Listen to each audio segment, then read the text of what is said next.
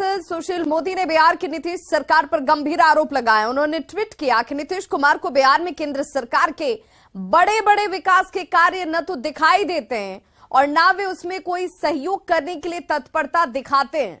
सुशील मोदी यही नहीं रुके, उन्होंने कहा कि यदि ऐसा न होता तो पूर्णिया हवाई अड्डा 4 साल पहले ही चालू हो गया होता। उन्होंने लिखा कि पूर्णिया हवाई अड्डे के लिए जमीन देने में देर की गई, दक्षिणी छोर की बजाय उत्तरी छोर पर जमीन दे दिया गया। 15 एकड़ अतिरिक्त जमीन देने का मामला सुलझाने में भी 2 साल लग जाते हैं।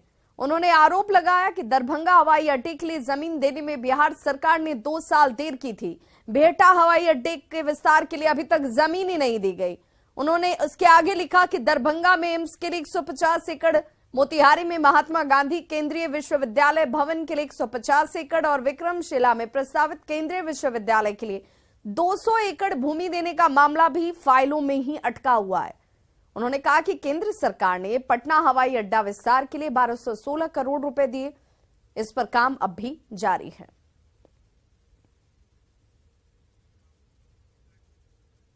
तो दरभंगा में एम्स के मुद्दे पर ट्वीट के बाद सुशील मोदी ने न्यूज 18 से बातचीत में नीतीश सरकार की मंशा पर ही कई सवाल खड़े किए हैं।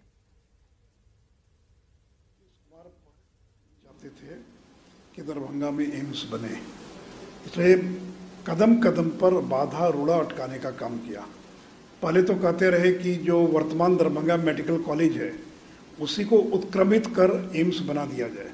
जब भारत सरकार उस पर तैयार नहीं हुई, चूंकि भारत सरकार का गाइडलाइन है कि एम्स जब भी बनेगा तो नई जमीन पर बनेगा, पुराने मेडिकल कॉलेज को अपग्रेड नहीं किया जाएगा। 2 साल इसमें बर्बाद हो गया। फिर कहा कि दरभंगा मेडिकल कॉलेज के प्रांगण के अंदर हम जमीन देंगे 200 एकड़, वहाँ बनाइए। बिल्डिंग तोड़ने का काम चालू हुआ, आधी बिल्डिंग टूट गई। तब फिर कह रहे हैं नीतीश कुमार की अब वहाँ नहीं बनेगा, एक नई जगह उन्होंने दे दिया।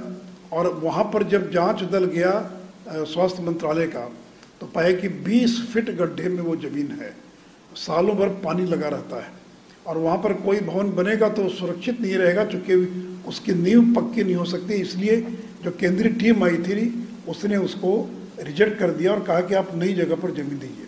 और दूसरी ओर नीतीश कुमार के इशारे पर दिनेश चंद्र यादव ने 20 जनता दल यू के सांसदों का एक सिग्नेचर लेकर पत्र भेजा भारत सरकार को कि दरभंगा में नहीं बल्कि सहरसा में एम्स बनाया जाए, ताकि लड़ाई लगवा रहे कि दरभंगा सहरसा के बीच लड़ाई छिड़ जाए, विवाद में चलता रहे।